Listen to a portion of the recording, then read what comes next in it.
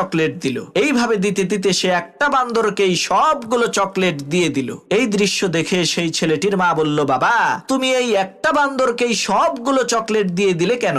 সামনে তো আরো অনেক প্রাণী আছে, তাদের জন্য তো তুমি একটা চকলেটও রাখলা না। মায়ের মুখে এই কথা শুনে সেই ছোট ছেলেটি ওই বান্দরের হাত থেকে একটা চকলেট কেড়ে নিল অন্য প্রাণীদেরকে দেওয়ার জন্য।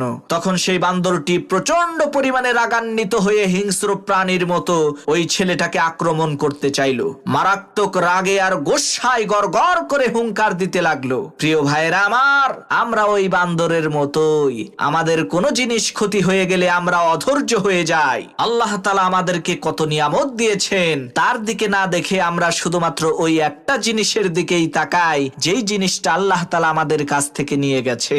আর একটা বারও তো আমরা চিন্তা করি না যে যেই আল্লাহ নিয়ে গেছে সেই আল্লাহই তো দিয়েছিল। তাই বান্দরের মতো না হয়ে আমাদেরকে মানুষ